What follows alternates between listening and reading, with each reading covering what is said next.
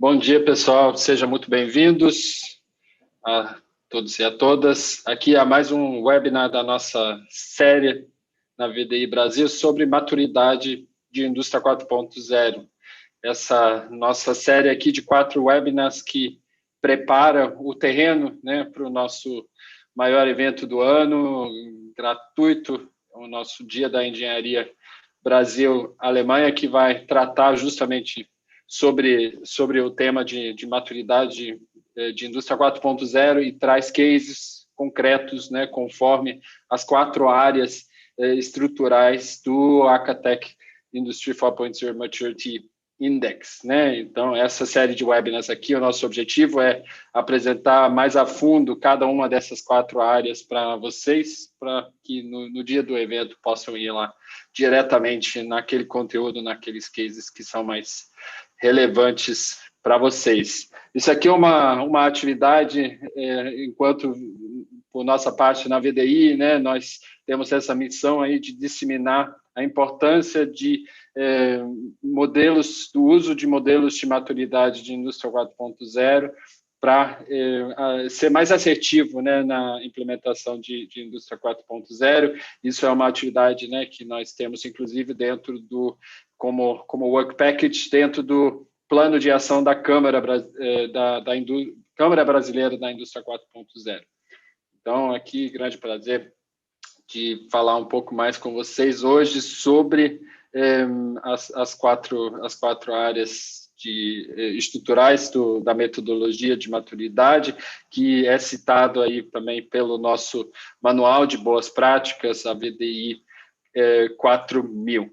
Então, sem demais delongas, hoje, mais uma vez, tenho o prazer aqui de ter 2 companheiros aqui juntos, grandes especialistas de indústria 4.0 no Brasil, que vão bater aqui esse papo comigo sobre a área de sistemas de informação hoje, né? O nosso segundo papo. A gente vai restringir um pouco mais hoje a parte introdutória sobre a origem do modelo, etc. Para isso, eu já deixe já para vocês que acessem a gravação do primeiro webinar, para quem não assistiu, né, sobre a área estrutural de recursos. Aqui está o link do YouTube, aqui através desse QR Code.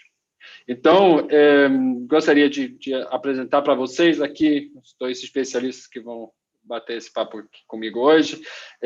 Primeiro, o Ari Costa, o nosso convidado do Instituto Mauá de Tecnologia e, né, grande conhecedor aí dos chãos de fábrica no Brasil afora.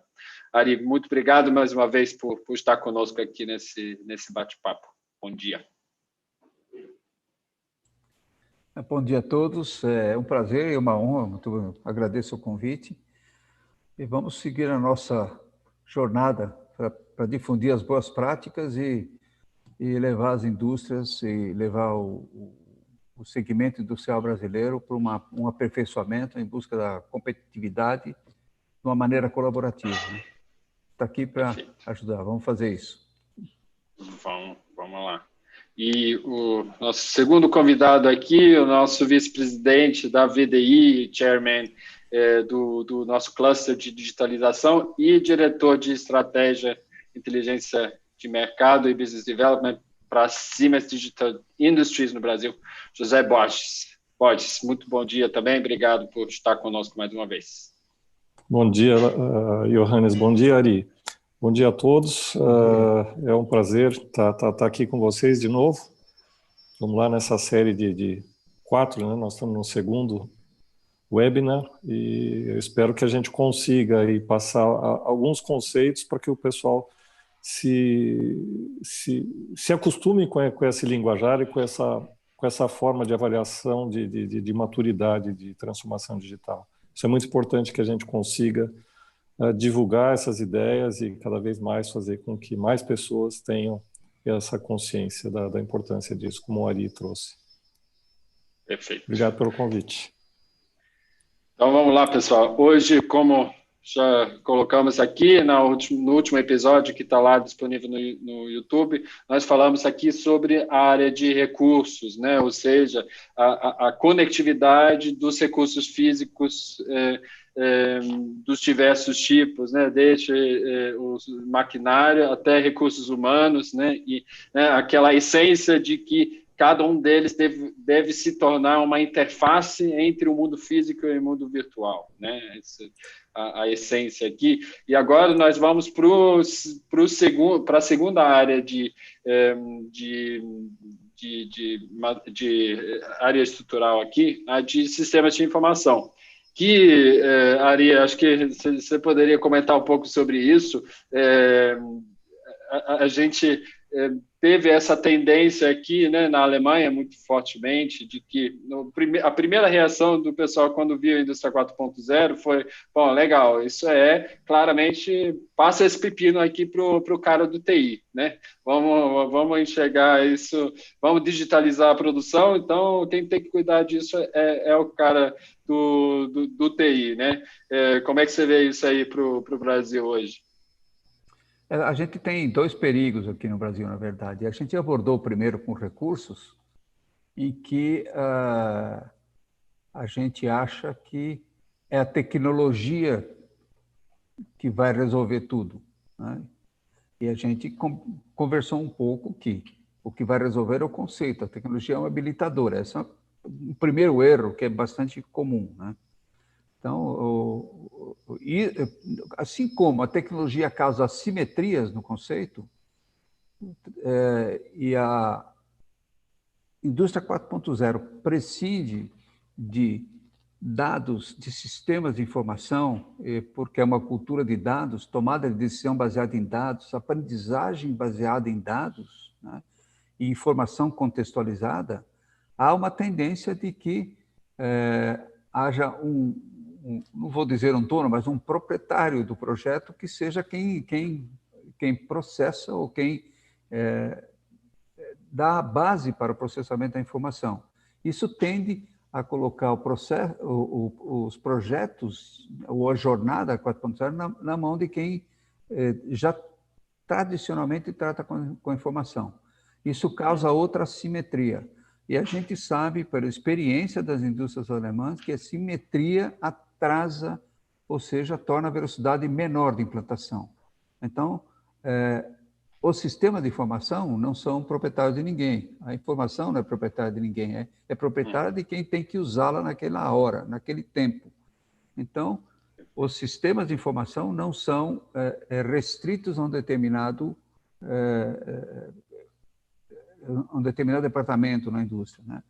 Então, dentro das 5 áreas operacionais, todos têm que tratar de sistema de informação de maneira igual. Essa é meu entendimento, né?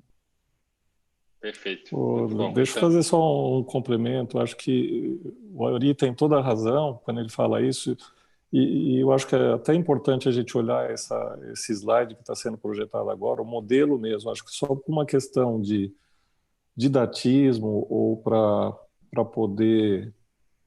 Eu acho que é natural do ser humano tentar criar segmentos para ficar com a análise mais fácil, para digerir melhor essa análise. Mas esse modelo, na realidade, a gente tem que sempre olhar ele como um todo, né? Como é que cada uma dessas áreas estruturais, né, os recursos que a gente falou no último webinar, hoje com sistemas de informação, cultura e organização, como tudo isso interage. Se a gente vai trabalhar num processo de transformação digital de uma empresa, tudo isso que tem que estar sendo olhado tudo ao mesmo tempo. É difícil? Mas não pode perder essa visão. Eventualmente a gente faz um foco aqui ou ali onde o calo dói mais, mas sem perder a visão desse todo, né? Uma visão holística, que eu acho que a gente já comentou no último webinar. É uma observação rápida. Não é à toa que esse modelo ele é equilibrado, ele é um círculo, ele é distribuído simetricamente. Não, as simetrias vão deformar o modelo tem que se manter simétrico, né? E esse desenho desse modelo é mais que se fosse uma mandala, mostrando equilíbrio entre as coisas. Então é isso. Boa, né? Boa. Mandala foi boa. Muito bom. Isso aí. Então, vamos mergulhar aqui um pouco mais fundo nessa área de sistemas de informação. Começando, obviamente, pela definição, né? Como o Ari colocou, não é uma visão de silo, né? Mas é uma visão transversal dos sistemas de informação enquanto conjunto de sistemas que garantem que dados e informações sejam disponibilizados para a tomada de decisão. E aí a gente vai para a essência, né, do conceito de indústria 4.0 que está por trás, é a agilidade da tomada de decisão baseada em informações, né? Então, aqui a gente já vê essa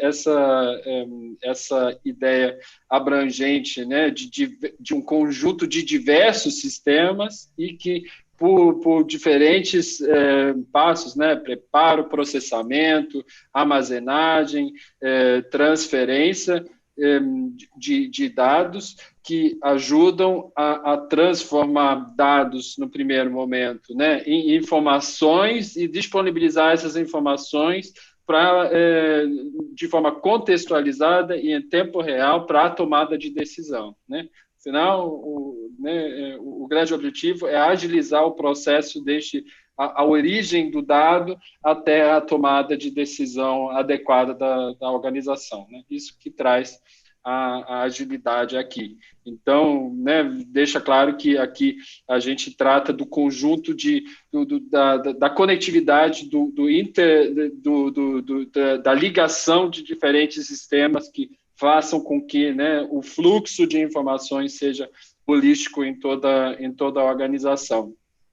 O segundo ponto interessante, quando a gente olha para essa definição, né, que eles colocam aqui o conjunto de sistemas que garantem que dados e informações, né, sejam disponibilizadas para a tomada de decisão. Ou seja, isso aqui já inclui também, voltando num tema que a gente já discutiu na área de recursos, que em alguns casos a gente tem um pré-processamento, né, de dados e informações já no nível do recurso, né? Então, nem todos os dados são apenas tratados de forma centralizada, né? Seja na nuvem, seja na estrutura que for, mas né, isso é o que o pessoal, na última publicação deles de abril, colocam, inclusive, como o maior bottleneck hoje das empresas, de achar um mix interessante entre o pré-processamento no edge do dispositivo, né, embutido já no recurso, né, vamos pensar numa empilhadeira, por exemplo, né, até que ponto essa empilhadeira só manda dados brutos ou se ela já manda informações e disponibiliza informações diretamente pré-processadas, né, para a rede. Então, aqui a gente já vê que por mais que a gente, né, tente separar essas diferentes áreas, obviamente existem pontos aí que ligam, né, a área de sistema de informação com a área de recursos, que é o exemplo, né, do pré-processamento de informações. E a gente vai ver isso um pouco mais para frente, mais em detalhe, mas aqui, né, a grande preocupação bom, se esse sistema de informação me gerar uma informação equivocada lá na frente, né? Como é que eu lido com isso? E acho que a arquitetura é muito ligada ao ponto de você, em cada caso, avaliar, né, qual é a fonte de dados e qual a maneira mais adequada de transformar esse dado em informação e disponibilizar no lugar certo, na hora certa, né? Então, antes da gente entrar na discussão de fato aqui sobre esses dois princípios, né, que abrem essa área estrutural, acho importante a gente definir aqui dois conceitos bem importantes que a gente não vai conseguir fugir nessa discussão.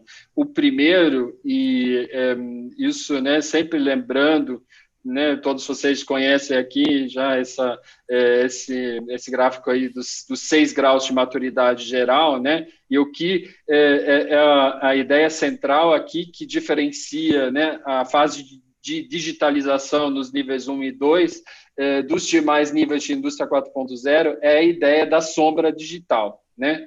Então, a sombra digital é a grande tarefa, criar a sombra digital é a grande tarefa aqui da área de sistemas de informação, né? Então, é muito importante a gente ter claro, primeiro, qual a ideia da sombra digital e da sua importância. Ari, você quer comentar um pouco sobre isso, sobre sua visão, como você entende o conceito e como você observa as empresas aqui lidando com esse conceito? Vamos falar um pouco disso. A gente viu que nas etapas 1 e 2, informatização e conectividade, é uma preparação para a indústria 4.0, né? A chamada fase de digitalização. O que não significa que a digitalização não continue nas outras fases, mas ela continua sobre um novo conceito. Então, a digitalização permeia toda a viagem, mas ela é preponderante nas duas primeiras, e na terceira, você precisa de um passaporte para entrar na indústria 4.0. Qual é o passaporte? É trazer o teu mundo físico para o teu mundo virtual. Ou seja, conectar todas as informações que você colocou uma base, todos os dados que você processou contextualizadamente, informação de conteúdo para tomada de decisão, pré-processamento, colocar isso numa entidade virtual que represente o teu mundo físico, né? E aí precisa ficar bem claro, o modelo virtual não é uma sombra digital. Modelo você pode fazer dissociado do fenômeno que está ocorrendo sincronamente. Passa a ser uma sombra digital quando consegue-se a sincronicidade entre o que acontece no físico e está no real ao mesmo tempo. Então, esse é um grande esforço. Essa é a fronteira que as indústrias na Alemanha, você pode me corrigir, Johannes, está nesse momento, né? E só tiveram sucessos, e aí reforçando, as que fizeram o todo de uma maneira simétrica, que conseguiram evoluir. E não pensaram somente na produção, pensaram em todas as áreas operacionais, porque todas vão contribuir para o modelo. Então, um modelo ele apenas reproduz de uma determinada forma a realidade e você pode fazer simulações. A sombra digital reproduz e você começa, nesse estágio, a ver o que acontece, ver. Então, o modelo te permite ter a visibilidade através de dados, o aprendizado através de dados. Esse é o conceito aí, Borges. Dá uma complementada que você é o master nisso aí. Imagina, Ari. Não, na realidade, o termo sombra digital, até para mim, eu comecei a me habituar com ele recentemente lendo esse material, né? Mas eu acho que tem uma analogia bastante interessante, pelo menos eu uso isso para fixar, usei isso como regrinha para fixar na minha memória, a questão da sombra. A sombra está sempre ligada, de alguma forma, quando a gente anda, por exemplo, a sombra está sempre ligada nos nossos pés, né? Isso. Ou seja, nós somos o real e a sombra, ela reproduz, de alguma forma, qualquer movimento que a gente estiver fazendo, né? Eu acho que esse é o link que a gente não pode perder, né? A sombra digital é isso. A gente, às vezes, usa também o termo gêmeo digital, mas com essa ideia, tá? Com essa mesma ideia. Não é simplesmente um modelo digital onde você pode simular, mas ele está totalmente desconexo, né, da realidade. Não está acontecendo ao mesmo tempo no real. Quando você fala do gêmeo digital, a sombra digital, você tem o real e o virtual acontecendo ao mesmo tempo. Isso é importante para que você tenha a capacidade de olhar os teus processos, né, a tua linha de forma digital, mas sabendo que aquilo está muito aderente ao que está acontecendo, né? E aí eu queria trazer uma outra complementação. A gente usa um conceito que a gente chama de ciclo fechado da manufatura, ou closed looping manufacturing. Na realidade, você pode linkar as várias sombras digitais, né, ou os gêmeos digitais, tanto do seu produto, como da parte da produção até o serviço, e você tendo isso tudo interligado, quando, por exemplo, entra um pedido, né, de um cliente para uma determinada empresa. Você consegue, em princípio, né, com toda a integração, com todo esse suporte que você tem da sombra digital, dos sistemas de informação, dessa conectividade e tudo mais, você consegue fazer com que simule esse processo. Você consegue até dizer com previsibilidade qual o material, qual o custo, quando você consegue entregar esse produto para o seu cliente, porque você já consegue interagir com os vários sistemas, ERPs e tudo mais, MES e tudo mais, e dizer com uma grande precisão e encaixar isso na sua produção. Ao mesmo tempo, o Closed Loop Manufacturing vai dizer o seguinte: na medida que você está executando aquele pedido que já foi aceito e entrou para a produção, você consegue comparar aquilo que está realmente acontecendo com aquilo que foi planejado, aquilo que virtualmente foi testado e simulado. E aí você vai fazendo as pequenas retroalimentações nesse teu ciclo fechado, para que você tenha cada vez mais o seu modelo cada vez mais como é que fala? Sincronizado, né? Mais polido. Johannes, acho que é isso. Perfeito, perfeito. Só para uma questão de organização, tem uma interação do pessoal da audiência, a gente responde ao final, né? Tem uma questão exatamente sobre isso, do José Felício. A gente espera um pouquinho para falar no final sobre isso. Ele está perguntando se a sombra digital seria... Na verdade... acho que isso é uma pergunta um pouco polêmica aqui, não, mas acho que é importante a gente esclarecer agora. Bom, pelo menos eu posso colocar aqui a nossa definição como VDI. O pessoal sempre usa mesmo essa analogia com a sombra, né? A sombra digital como representação em tempo real, sem redundância, mas simplificada, né? A sombra, afinal, é uma coisa... né? A sombra da minha mão é uma coisa 2D, afinal, né? Então, essa ideia da sombra, de um fluxo automatizado do mundo físico para o mundo virtual, né? Nessa direção. O gêmeo digital é a evolução disso, no sentido de ser a representação ainda mais detalhada e ainda mais abrangente em relação à sombra. A sombra é simplificado, o gêmeo é com todas as informações do mundo físico para o mundo virtual, e no sentido de que o fluxo inverso, ou seja, do mundo virtual para o mundo físico, né, em termos de automação, etc., também é automatizado. Então, o que você mexe no mundo físico se manifesta no mundo virtual, e no gêmeo digital, quando você mexe no gêmeo virtual, isso também se manifesta automaticamente no mundo físico. Então, essa definição que o pessoal, ou diferenciação que o pessoal trabalha aí na Alemanha atualmente, nesse contexto. Só para complementar, a gente precisa explicar, acho bem, uma sombra digital permite ver. Para você entender, você tem que analisar as informações. No momento que você vê e entende, você tem a transparência. Esse é o primeiro passo em direção ao gêmeo digital.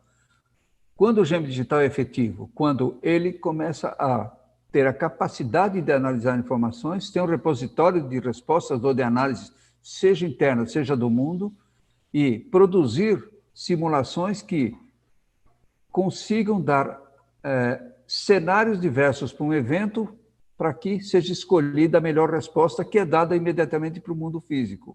Então, a ida e a volta, contextualizada e assertiva, para resolver um evento, aproveitar de um evento bom ou eliminar um evento ruim, isso aí acaba sendo o gêmeo digital, eu complementando isso. E aí, acho que uma boa pergunta aqui do Davi. O causador da confusão. Na verdade, o Closed Loop Manufacturing, ele pressupõe um gêmeo digital, né? Essa troca, né? Sim. sim, sim. Acho que só para a gente fechar esse assunto, uma provocação boa aqui do Davi, se a gente fala que no nível 3, a partir do nível 3, a gente tem uma sombra digital como critério, né, de maturidade. Qual seria o nível de termos gêmeos digitais aqui? Então, Ari, você quer responder isso de acordo aí com sua colocação anterior? Essa é uma outra um pouco de confusão que é feita. Ninguém vai transformar a indústria inteira de uma vez numa sombra virtual, numa sombra digital. Isso não acontece. Isso vai ser feito, como diz o modelo da Indústria 4.0, naquilo que traz valor para a empresa, valor para a cadeia. Então, isso não se faz pela empresa totalmente. Então, sim, nos processos em que isso seja necessário e que sejam as carências da empresa, você fará isso, passa a existir para aquele pedaço da empresa, para aquele processo. Então, isso é uma jornada, é uma coisa que deve ainda, na previsão dos idealizadores do conceito, deve durar 15 anos, né? Para você chegar a pleno ao pleno conceito, ou seja, que as indústrias nasçam 4.0 já, né? Então, sim, o nível de maturidade passa a ser aferido, o nível 3, quando existe uma sombra digital. Quando essa sombra digital consegue fazer análise e dar apoio à tomada de decisão, diminuindo uma latência da análise, que é uma das 4 latências, você está em direção ao sistema digital, aí é o estágio 4. Quando você atinge a capacidade preditiva de ter um repositório, conseguir fazer simulações em tempo real e dar a tomada de decisão ainda para o ser humano, no estágio 5, sim, aí passa a existir o gêmeo digital. E no último estágio, o gêmeo digital assume algumas tarefas e que ele já aprendeu o suficiente para automaticamente otimizar. Então, é mais ou menos essa escalada. Né? Uhum. Você trouxe um bom Exatamente. ponto. E aqui um comentário. Não, o que eu ia complementar é só o seguinte. Na verdade, concordo contigo, a gente não pode pensar que toda a empresa, como é que eu faço para fazer ela toda virar uma indústria 4.0 da noite para o dia. Isso não existe, né? Isso é uma jornada que exige um planejamento e a definição do que eu costumo chamar de plano de desenvolvimento de digitalização, PDD, né? Onde você vai julgar onde estão os seus pain points, onde vale mais a pena você ir construindo essa digitalização aos poucos, né? E o importante é sempre medir onde você está agora e o que você obteve de benefício daquilo para que esse resultado seja o viabilizador do próximo passo, né? Você vai atuando por steps planejados aí, né? Eu acho que aí o modelo ajuda bastante a idealizar ou de planejar essa jornada. Perfeito. E só para a gente fechar o assunto, né, que é um tema complexo e a gente sempre tenta contextualizar para a nossa discussão, mas o professor Klaus Schütze tem um ponto muito importante aqui. A gente já publicou, como VDI, também um artigo muito conciso, né, trazendo os conceitos bem claros de diferenciação do modelo digital, da sombra digital e do gêmeo digital. Então, né, trabalho baseado aí no trabalho acadêmico do professor Rainer Stark. Então, como o professor está indicando aqui no chat, vale muito a leitura, está no nosso site, vdibrasil.com, esse artigo de uma forma resumida e mais acessível do que o linguajar acadêmico, né? Mas está lá, vale a leitura para todos depois. Bom, pessoal, vamos... Klaus, obrigado, hein, pela dica. Agradeço, professor Schütze, uma saudação para ele e muito obrigado pela intervenção, professor. Isso. Muito bom. Vamos lá, pessoal. Então, na estrutura da publicação, eles trazem para cada uma das áreas estruturais sempre, né? Primeiro, quais são os principais desafios hoje que impedem maiores níveis de maturidade dentro dessa área, né? E, na sequência, abrem a mensuração, né, em dois princípios, né, que eles chamam, que já são especificados aqui. Mas vamos começar pelos principais desafios aqui para as empresas avançarem na maturidade na área de sistemas de informação. Aí o primeiro que é citado é justamente o processamento de dados em informação de forma adequada para servir como base para a tomada de decisão. E isso, né, tem muito a ver com o que o Ari estava comentando aí da transição, né, do nível 3 para o nível 4. Né? No nível 3, você apenas passa a ver o que está acontecendo. No nível 4, você começa a automatizar, né, o processamento da informação, do dado em informação. Né? Acho que uma coisa que todos nós vemos no nosso dia a dia, né, que ainda é necessário correr atrás da informação. Né? Muitas vezes você já tem dados levantados, mas na hora de tomar uma decisão, você ainda precisa sentar, baixar as informações, rodar as suas análises, e aí você toma a decisão. Né? Então, o primeiro ponto que eles citam aqui como principal desafio hoje é automatizar o processamento de dados em informações. Né? E o segundo grande desafio que é citado aqui tem a ver, mais uma vez, com a ideia de silos, né? E acho que isso é algo que a gente também observa em tantas empresas ainda, né? Que a propriedade ou quem é o dono da informação, de determinada informação por departamentos, né?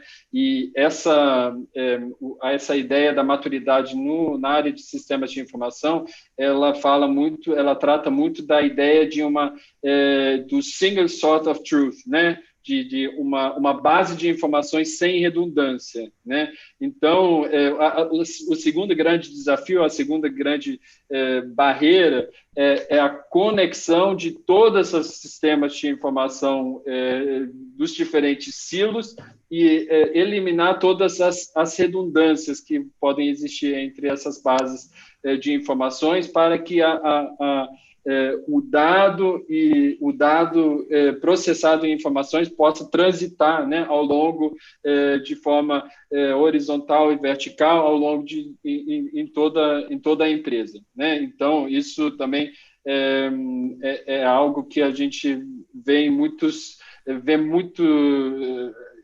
pouco aplicado ainda, né? Se a gente olhar para a realidade, né, pensar em dados da área de qualidade, área de dados de supply chain, de compras, né? A integração de tudo isso ainda é um grande desafio, né, Borges? Como é que você vê isso aqui nas empresas no Brasil?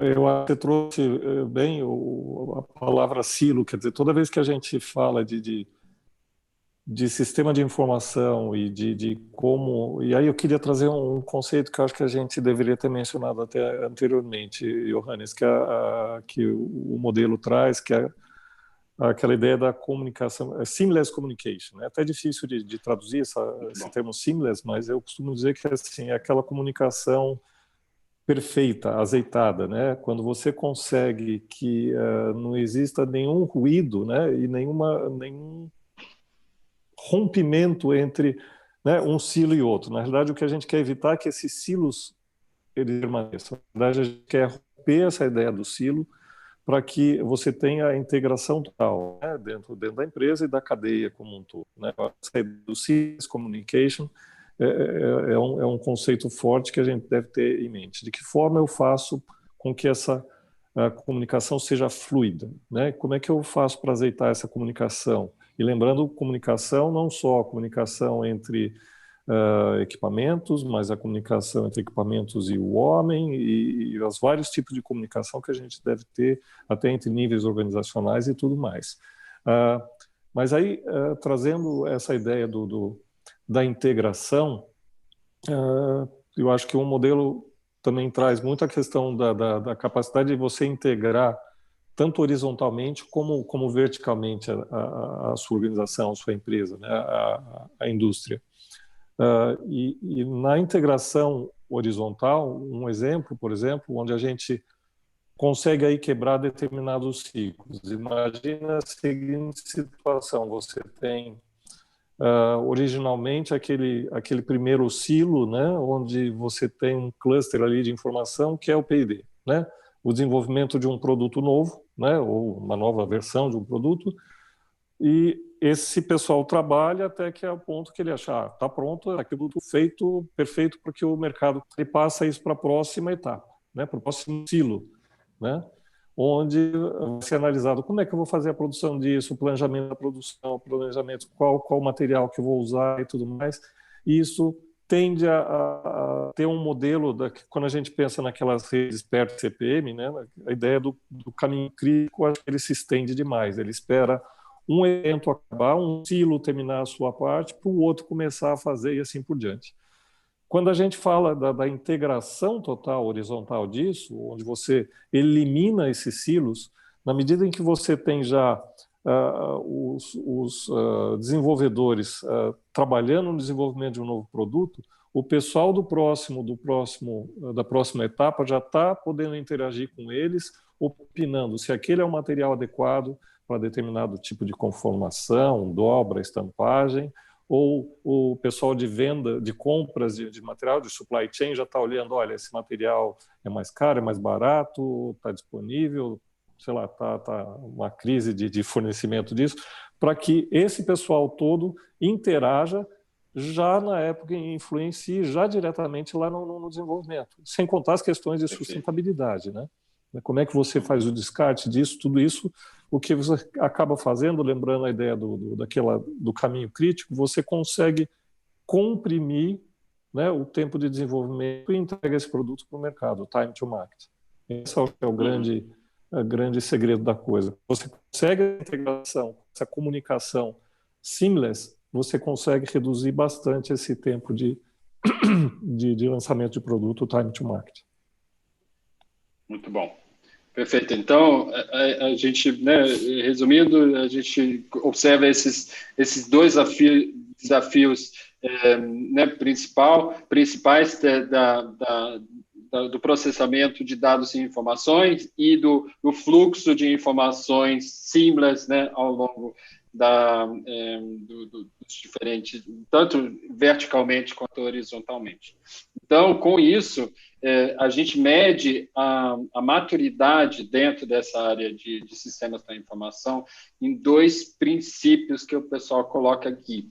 O primeiro é o processamento de informações, né, aqui na vertical, e faltou uma palavra aqui porque ela não coube no gráfico, mas o termo completo desse princípio é processamento de informações com autoaprendizagem, né? Então, a otimização autônoma do processamento de dados e informações usando machine learning, né? Basicamente como mecanismo aqui. E isso foi, inclusive, quando a gente compara a publicação de 2017 com 2020, né, eles adicionaram um parágrafo explicando exatamente esse entendimento deles de autoaprendizagem, que deve ter gerado alguma confusão ali no meio do caminho, né? Então, aí a gente consegue mesmo observar 3 estágios, né? No primeiro momento, a gente ainda tem um processamento de dados e informações 100% manual, ou seja, né, de push, né? Alguém quer uma informação, então nessa hora ele demanda, ele transfere, processa dados e informações. No segundo estágio, a gente já pensa num processamento push, né? No sentido de os dados constantemente são transformados em informações e o que está sendo disponibilizado é apenas a informação. Só que o algoritmo, né, de processamento, ele é estável no tempo. E no terceiro nível aqui, o que eles chamam, né, aqui da autoaprendizagem, é que você, baseado no processo histórico e nos dados históricos, né, do seu processo de transformar dados em informações, você, através do machine learning, você aperfeiçoa o processo em si, né, de processamento. Então, isso aqui foi uma adição, um complemento aí importante, né, nessa atualização da publicação de 2020, né, nesse primeiro princípio que a gente mede a maturidade aqui. Borges, você teria algum case para isso em mente que pudesse exemplificar essa ideia do processamento de informações com autoaprendizagem de uma forma mais lúdica aí? Eu gosto sempre lembro de um case interessante, relativamente recente. Foi um case que foi desenvolvido em parceria, né, a Siemens e a Heller, foi uma espécie de uma cocriação aí, baseada em machine learning, mas basicamente a ideia é a seguinte: você tem, né, aqueles centros de usinagem bastante complexos, onde você tem no centro a possibilidade de acionar centenas de ferramentas diferentes, né, que são dispostas em magazines ali para propiciar a usinagem de determinado tipo de peça, né? E aí o que foi desenvolvido foi esse algoritmo de machine learning em edge, ou seja, ele é processado na própria máquina ali, no sentido de você otimizar a localização das ferramentas, dessas centenas de ferramentas, na medida em que o projeto, né, vem do CAD, né, do projeto da máquina, da peça a ser usinada, já se decide qual é a ferramenta que vai ser utilizada.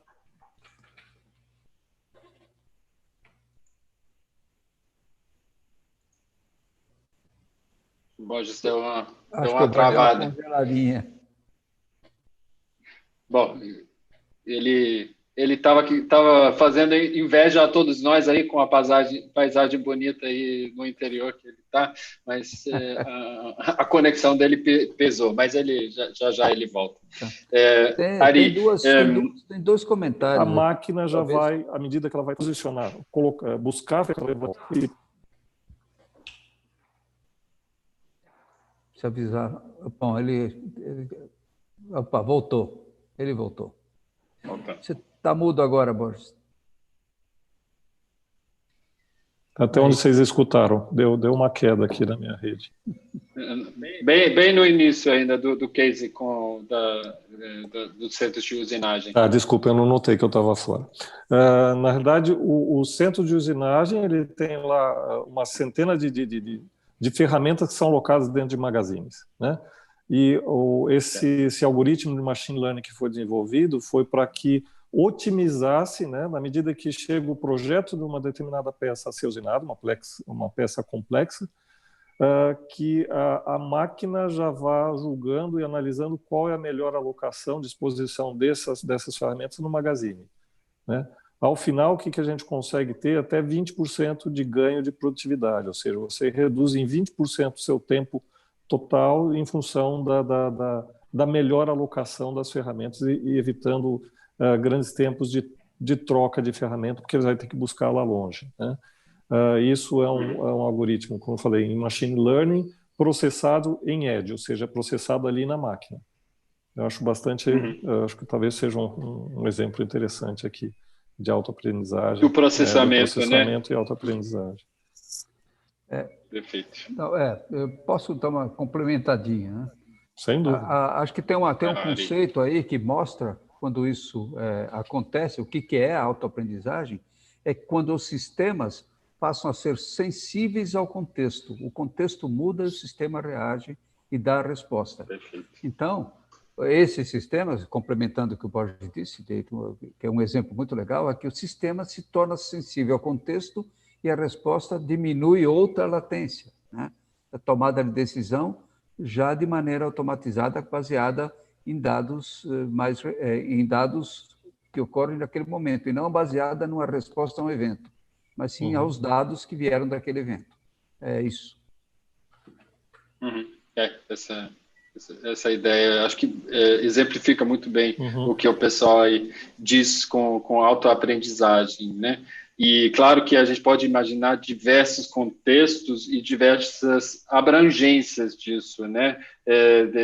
Desse processo de processamento de dados e informações, mas acho que a gente trouxe aqui um exemplo bem chão de fábrica. Eu acho que uma outra coisa interessante, Johannes, deixa eu só complementar nesse case.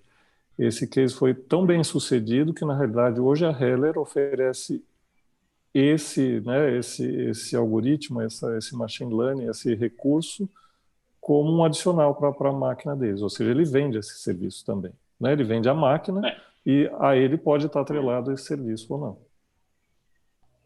É um novo modelo de negócio que saiu aí. Perfeito.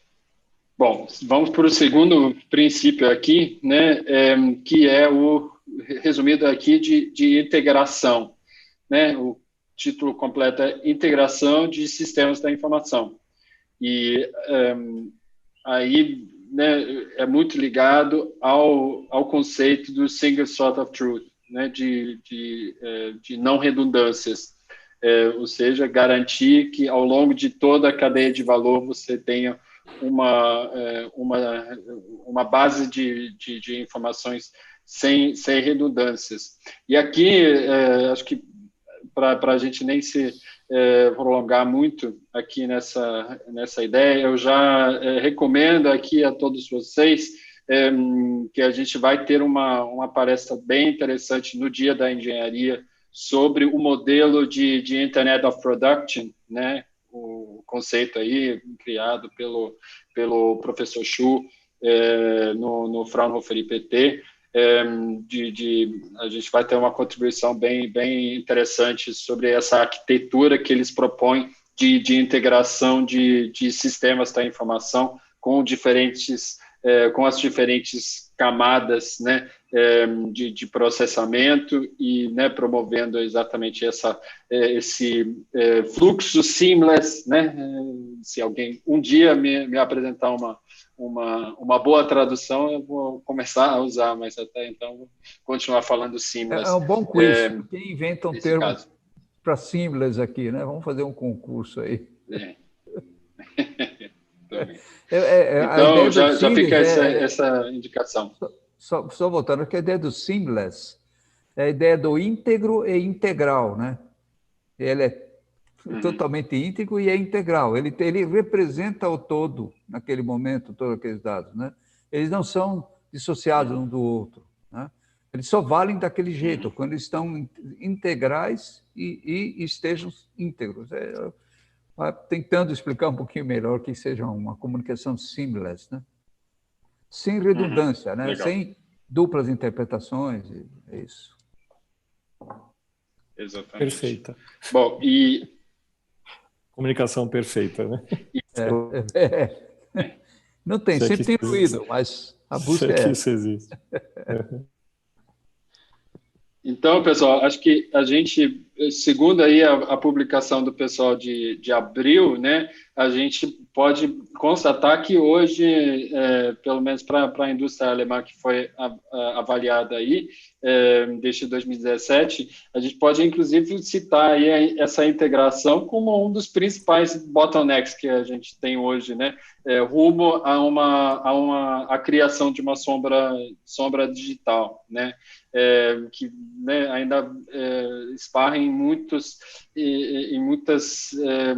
questões aí justamente de silos, né, e que muitas empresas ainda têm dificuldade né, em consequência, em decorrência disso, ainda tem dificuldade de começar a trabalhar né, com a ideia de processamento de informação com autoaprendizagem, né? Então, o principal bottleneck hoje, né, pela avaliação do pessoal, fica aqui justamente nesse princípio da integração.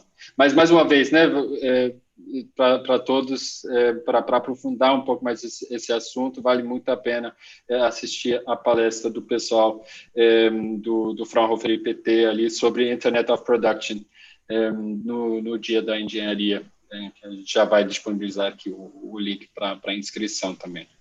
Pessoal, só para a gente fechar aqui, dentro desses dois princípios, né, quais são os critérios utilizados para medir a maturidade em cada um desses dois, para a gente fechar aqui. Bom, primeiro, começando com a ideia do processamento de informações, o pessoal coloca 4 critérios aí dentro desse princípio, né? O primeiro fala sobre a automatizar a análise de dados de forma contínua com regras pré-definidas, né? A fim de fornecer uma base para a tomada de decisão, tanto no nível de recursos como no nível da produção como um todo. Né? O segundo critério é a informação contextualizada, né? O princípio push da logística de informações, ou seja, né, a pessoa que precisa da informação para a tomada de decisão, ela não requer, ela não faz mais a solicitação, ela não perde o tempo de correr atrás da informação certa, mas a informação contextualizada é fornecida né, num princípio de empurrar a informação automaticamente na hora certa, no contexto certo.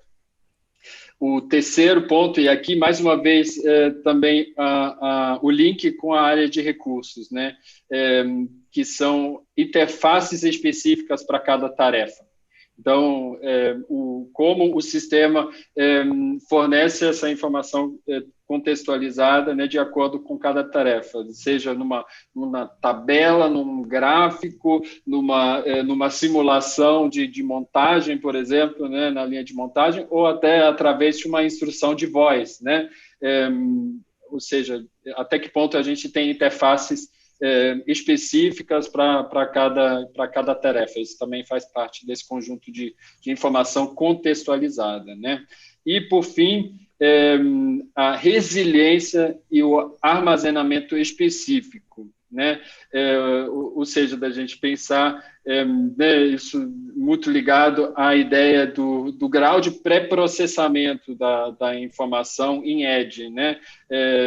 Isso né, tem a ver também com a latência, em que momento a informação precisa estar disponibilizada e qual é o período de tomada de decisão aqui, né? Esses são os 4 critérios aqui para medir o princípio de processamento de informação. E aí, só para fechar... Eu queria falar 30 favor, segundos, Johannes, a respeito desse último, né? Aí, esse armazenamento específico, leia-se, são dados baseados em situações, porque daí é que virá o aprendizado, o repositório, né? Então, os dados têm que ser baseados nas situações, as respostas às situações. O que a gente entende bastante por específico aí. Né? É isso. Perfeito. Muito bom. Acho que a ideia para o segundo time, princípio... eu acho que vem para mim a ideia do real time, né, de você processar isso e ter o processamento específico, o armazenamento e a decisão, né, viabilizando a decisão na hora. Isso, é isso. Bom, para o princípio da integração, nós citamos aqui três critérios, e isso também vai um pouco ao encontro aqui com a pergunta do Fábio, que veio aqui no chat falando sobre a integração, né, entre empresas, entre cliente e fornecedor, né? Ou seja, a gente no primeiro momento na integração a gente garante tanto na visão horizontal entre processos, quanto no sentido vertical entre camadas hierárquicos, né, de tomar de decisão, criar a ideia do single source of truth, né, de não ter redundâncias nos sistemas integrados. E o terceiro ponto, na verdade, aqui... Só uma coisinha, desculpe interrompê-lo. Aqui tem pessoas que colocaram no chat 2 perguntas, né? Então, depois a gente volta lá, tá? Eles não colocaram question and answer? Tá. Então a gente volta lá. É o Davi, eu acho que é o Cleiton, colocou alguma coisa, e o Carlos Moura. Então a gente volta aí, Carlos. Tá. Perfeito. Não, só para fechar aqui, então, o outro critério, né, na parte de integração, o principal ponto é esse, né, de integração horizontal e vertical, e isso se estende, inclusive, a partir do nível 4 de maturidade geral, que o modelo começa a falar muito dessa integração com a rede de valor, né, com as teias de valor, ou seja, com os fornecedores, estenderem esse fluxo de informação também entre organizações. Um segundo conjunto aqui que vale a pena citar é o upgrade de segurança de TI, né? Afinal, né, quando a gente tem essa integração de todos os dados da organização, é lógico que a gente precisa se preocupar com a segurança dessas informações. E o pessoal já cita aqui 2 normas da IEC que falam sobre segurança da informação, a 62443 e a 27001, né, da IEC. Eles citam aqui como principais normas de segurança da informação. Bom, então, essas são as duas formas. Acho que, né, as principais ideias ficam bem claras, né, da integração, do fluxo seamless de informações e do processo de definir para cada contexto o processo correto e mais adequado, mais eficiente de processar dados em informações e, no longo prazo, em conhecimento, né, para a organização. Johannes, eu queria... Então, com isso, pessoal, a gente pode... Eu queria fazer um comentário. Partir aqui para as perguntas. Então, tá. Eu queria aproveitar e complementar a pergunta do Fábio, que eu acho que é bastante interessante, porque aí eu acho que a gente tem mais do que uma questão só dos sistemas de integração em si, né? Em termos de tecnologia, a gente sabe que tecnologia tem disponível para a gente poder fazer, mas eu acho que ele trouxe um tema de que como é que eu faço com que os fornecedores, ou seja, se eu olhar toda a cadeia, né, como é que eu mobilizo para que os fornecedores consigam, inclusive, ter acesso a esses sistemas de informação, acesso até de poder adquirir ou fazer esse tipo de investimento, né? Primeiro, eu acho que assim, existe já, acho interessante que se pense nisso, sem dúvida alguma a gente tem que pensar na cadeia de valor como um todo, né? Ou seja, pensar nos fornecedores, como é que eu integro esses caras dentro da cadeia da sua empresa. Existem empresas já no Brasil até que estão... você não faz isso com, vamos dizer assim, com todos os fornecedores, né? Eu acho que tem algumas que estão trilhando um caminho interessante, que é selecionar aqueles fornecedores que são os parceiros, né?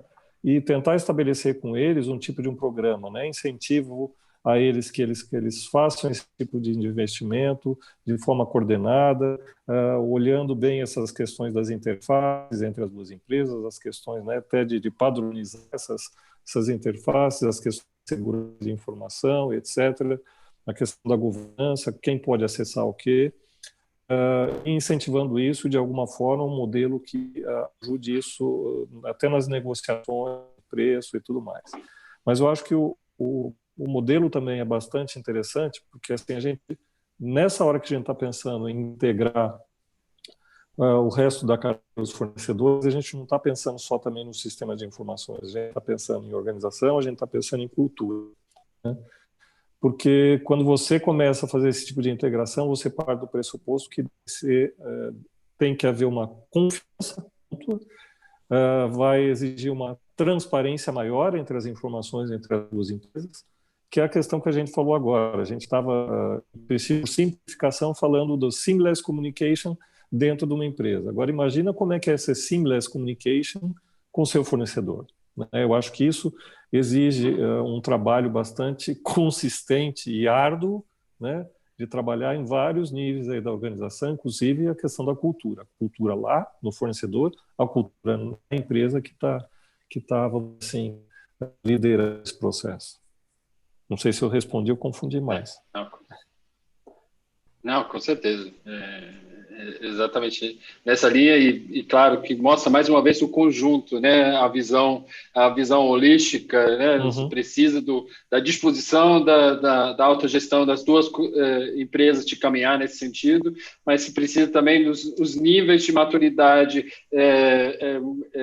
compatíveis, né? Justamente nessa área de sistemas de informação, para que a informação que é transferida e é disponibilizada seja, né, através de uma conexão seamless, justamente, e com dados pré-processados em informações da forma correta para que essa informação sirva para a tomada de decisão de um dos dois, afinal, né? Então, acho que isso mostra a grande ideia do nosso trabalho aqui, né, de disseminar esses conceitos, de que compatibiliza, né, os projetos de transformação digital entre os diferentes das empresas ao longo de uma mesma cadeia de valor e com isso, né, promover, afinal, mais competitividade para a indústria por aqui.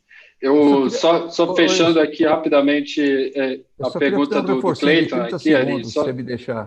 30 segundos. A gente não falou muito hoje, mas fica claro, o conceito de 4.0 é para cadeias de valor, redes de valor, né? Daí a importância dessa comunicação íntegra, integral, e a importância da governança de dados, que o Borja abordou bem, e a importância da governança de TI, né? do sistema de segurança de TI. Porque, às vezes, o furo não está em alguém que queira te bisbilhotar, mas num amigo que tem o seu dado e não tem essa consciência que isso é um dado dele e da cadeia dele, não é um dado público, né? Então, às vezes, o fornecedor pode ser um ponto de falta de segurança. Então, precisa tomar cuidado, é isso. A integração da cadeia é realmente um ponto principal disso aqui. Perfeito. Não, isso com certeza para o pessoal que vai ver, que não assistiu o último, né, onde a gente falou muito sobre isso, né, no primeiro episódio, revejam lá no YouTube a gravação, vocês vão ver isso. Só fechar rapidamente aqui a pergunta do Cleiton, né? Pergunta sobre organizações que podem ajudar na avaliação de maturidade. A gente tem na VDI, a gente tem a autoavaliação gratuita, né? Através da metodologia do pessoal da CATEC. Cleiton, só se inscreva aqui no evento que você vai receber todas essas informações a respeito e também, né, a gente conecta vocês com todas as organizações do Brasil que podem prestar esse serviço na sequência. Tá bom? E temos um comentário aqui, na verdade, né, do Carlos Moura sobre a tecnologia de web semântica, né, como Knowledge Graphs, como um papel fundamental na integração, né, como uma forma de compartilhar conhecimento entre especialistas e sistemas, né, um comentário aqui do Carlos. E, bom, tinha mais uma pergunta aqui. Não, acho que foi isso, né, pessoal? Mais algum comentário aqui de vocês? Enquanto isso, deixa aqui o slide aberto, né? Aqui no QR Code vocês podem aqui acessar a página da inscrição gratuita para o evento no dia 20 e 21, onde a gente vai ter, inclusive, a palestra, né, do presidente da ACATEC, vai falar um pouco sobre o que vem depois agora, né, dos modelos de maturidade, quais são as próximas iniciativas que o pessoal está lançando lá na Alemanha para caminhar com a maturidade de indústria 4.0 da indústria. Pessoal, Ari e Borges, mais algum comentário final de vocês, por favor? Fazer um fechamento. A gente acabou de ver duas áreas estruturais em que, de uma determinada maneira ou outra, as pessoas estão bem acostumadas, mas não sabem aplicar dentro do conceito. O que demonstra o levantamento que saiu agora em abril de 2020, há alguns meses atrás, é que o fundamental para que isso ocorra é a estrutura organizacional e a cultura da empresa, né? Então, eu chamo a atenção que a gente vai tratar desses dois assuntos, né? Que a mudança a estrutura se tornando uma estrutura ágil e a cultura sendo mais aberta com digamos, lideranças, estilo democrático de liderança e aprendendo com erros, né? Então, absorver e moldar a inovação. Então, acho que a gente tem que chamar a atenção para os dois últimos webinars, são fundamentais, porque sem a estrutura ágil, sem a cultura preparada, não adianta a gente saber a melhor tecnologia, não vai dar certo. É isso. Muito bom. Eu acho que o Ari fechou bem. E, inclusive com o teaser para as próximas sessões. E com toda a razão, né, que acho que esses dois primeiros webinars, né, foram nas áreas mais convencionais e que o pessoal já está mais acostumado. Então, os próximos dois vão ser bem interessantes, bem complementares aí, e acho que, né, para muita gente trazem mais novidades aí. Então, pessoal, a gente se fala novamente aí daqui a 2 semanas. Fiquem ligados aí ao e-mail, a gente já manda para vocês a inscrição para o próximo daqui a 2 semanas, mesmo dia, mesmo horário, aqui novamente. Obrigado, Ari, obrigado, Borges, por mais um ótimo papo aqui, né, sobre essa segunda área estrutural da metodologia. E obrigado, pessoal, pelo interesse, pela paciência, e a gente se fala novamente daqui a 2 semanas. Grande abraço, pessoal, e bom dia. Bom final de semana a todos. Bom obrigado dia, e até daqui 2 semanas. Tchau, até mais. Obrigado, Ari. Obrigado, Johannes. Obrigado, Borges. Obrigado, Johannes. Obrigado, pessoal que participou também. Muito obrigado pela paciência, né, Ari? Pela paciência de escutar e serem propagadores. Vão dando a notícia. É isso. Fundamental, né? A gente espera que cada um de vocês passe a ser. propagar. Exatamente.